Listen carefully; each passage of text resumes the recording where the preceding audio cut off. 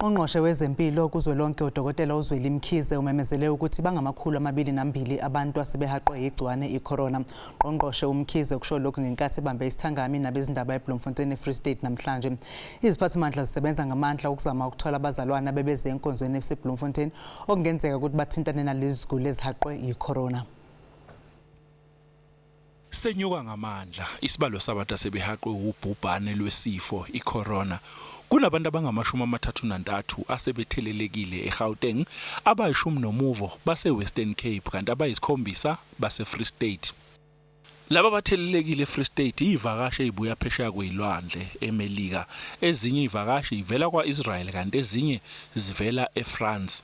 Bonke laba bebeze enkonzweni ebizwa baseBloemfontein. Isisebenzi sase-laboratory eMediclinic eBloemfontein naso sithelelekile.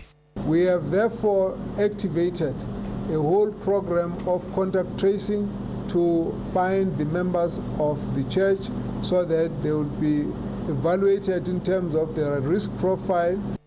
Besimuncu isimo esikoleni samabanga aphansi Brandwag. Abafundi kanye nabazali bakulesikole abangamakhulu ayisithupha baxilongiwe behlolelwa leli gciwane kwatholakala ukuthi kunomzali kanye nomfundi asebethelelekile. UNgqongqoshe uMkhize uthi bazofaka amagumbi angomahamba nendlwana azokwelekelela ekutheni kuxilongwe abanye abantu.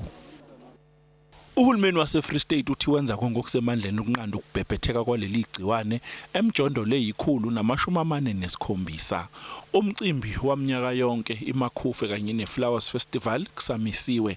Imali izosetshenziselwa ukumba amapitsi kuphinde kuthengwe nemishanguzo ehuketshezi yokugeza izandla. Big activities that are supposed to take place are definitely not going to happen. Instead, we are going to take that budget to go and assist our people. INingizimu Afrika njengamanje yona enesibalo esiphezulu sabahaqwe lolu bhubhane eSub-Saharan Africa. Leli gciwane libhebhetheka ngamandla selokhu laqinisekiswa emasontweni amabili edlule.